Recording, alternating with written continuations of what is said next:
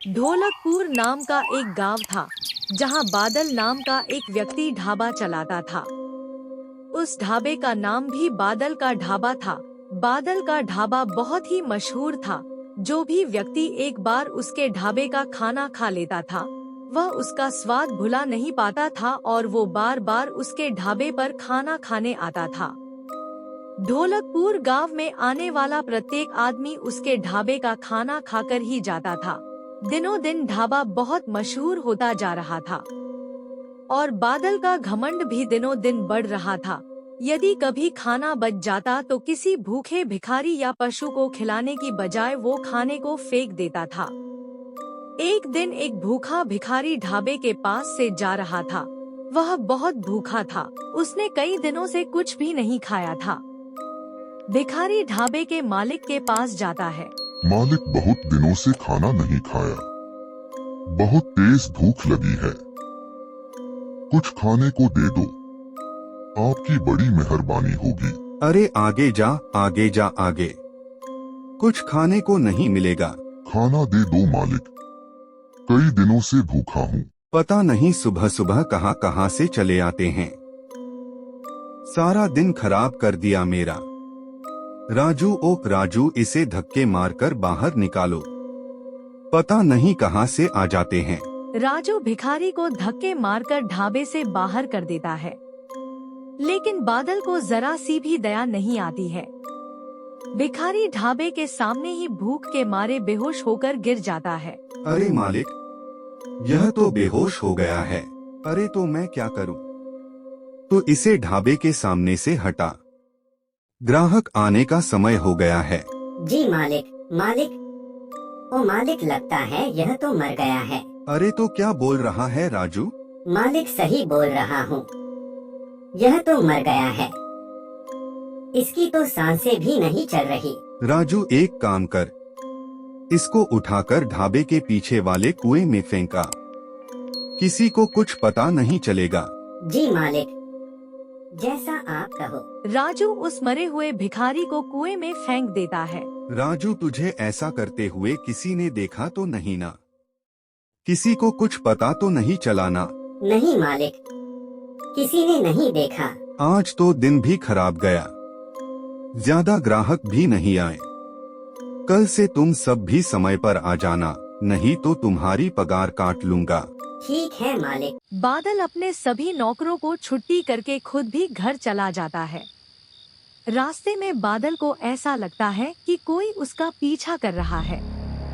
बादल पीछे मुड़कर देखता है, लेकिन उसे कोई नहीं दिखाई दिया।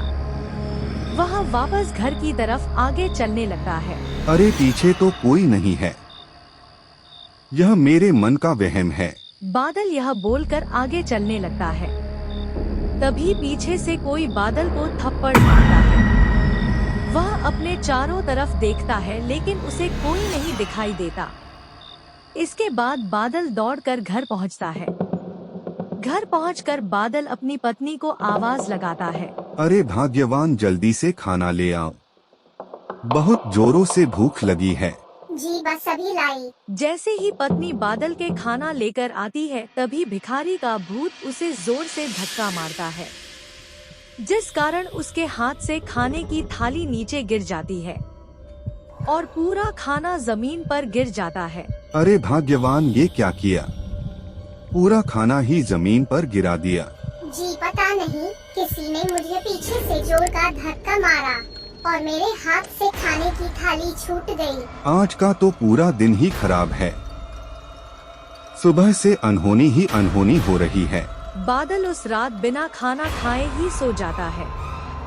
सुबह उठकर तैयार होकर बादल ढाबे पर चला जाता है। बादल काउंटर पर बैठा होता है।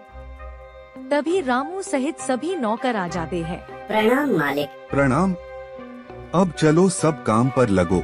तभी ढाबे पर एक ग्राहक आता है, खाने का ऑर्डर देकर कुर्सी पर बैठ जाता है।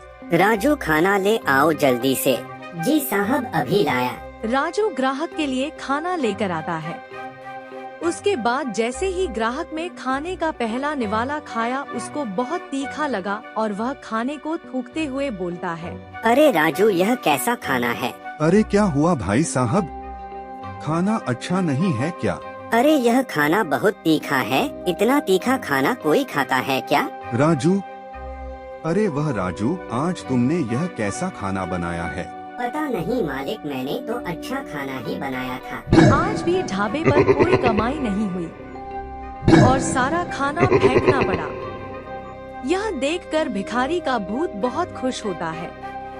दूसरे दिन बादल सुबह जल्दी आकर सभी नौकरों को बुलाकर कहता है, आज तुम सब इतना अच्छा खाना बनाना कि जो भी खाए उंगलियां चाटते रह जाएं। जी मालिक। तभी राजू सहित सभी नौकर खाने बनाने लग जाते हैं और बादल भी वहीं खड़ा उन सब पर नजर रखता है जब तक कि खाना बन कर तैयार ना हो जाए।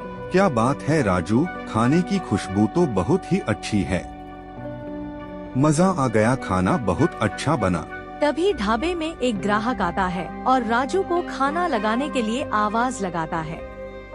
राजू गर्मा गर्म खाना लाकर ग्राहक के सामने रखता है। अरे वाह, खाने की खुशबू तो बहुत ही अच्छी आ रही है। लगता है आज खाना बहुत स्वादिष्ट बना है। जैसे ही ग्राहक खाना खाने शुरू करता है तभी उसकी रोटियां गायब हो जाती है। ग्राहक राजू को आवाज लगाता है, राजू, अरे ओ राजू, जल्दी आओ भाई। क्या हुआ साहब? अरे राजू, मेरी रोटियां गायब हो गई है। अरे साहब, यह कैसे हो सकता है? आपको वहम हो रहा है। यह सब भिखारी का भूत कर रहा था।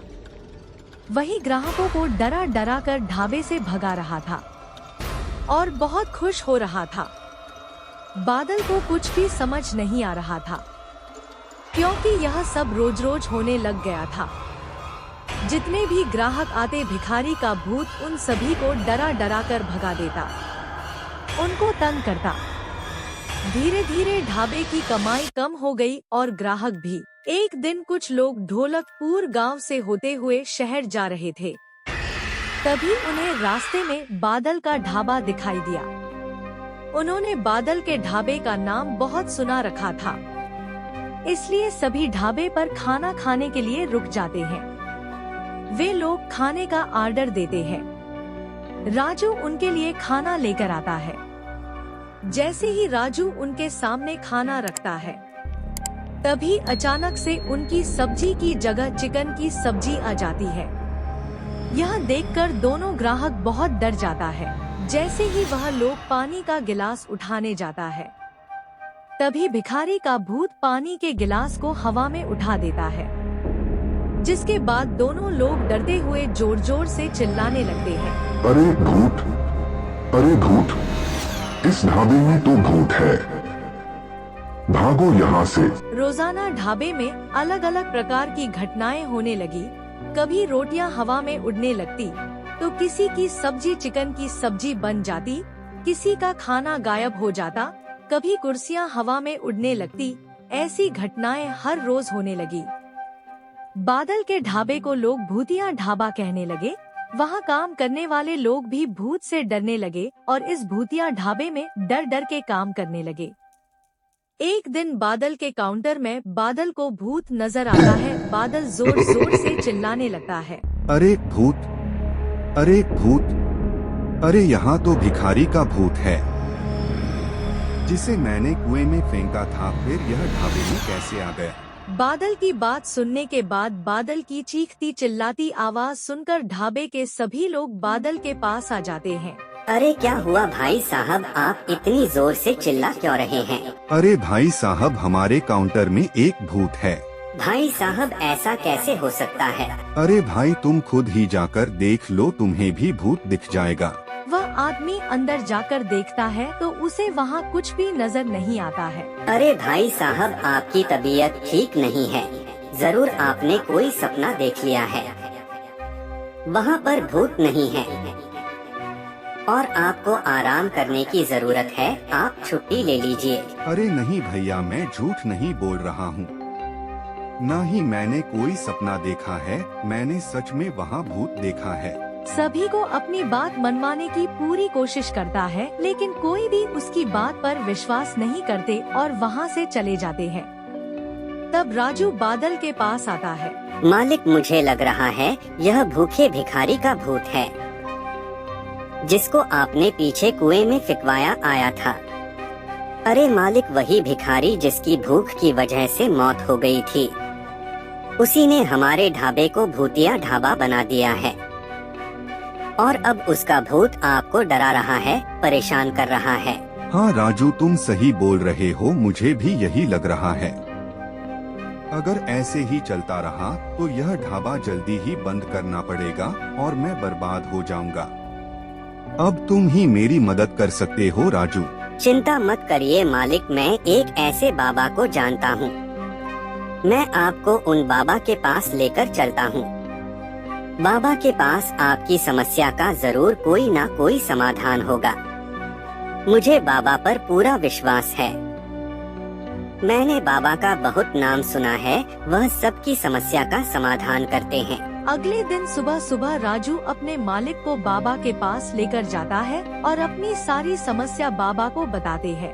मूर्ख मनुष्य, यह तुमने क्या किया? एक भूखे भिखारी की तुमने हत्या कर दी। भूख की वजह से उस भिखारी की आत्मा तुम्हारे ढाबे में भटक रही है और तुम्हें डरा रही है। बाबा मेरी रक्षा करो, मुझसे बहुत बड़ी गलती हो गई।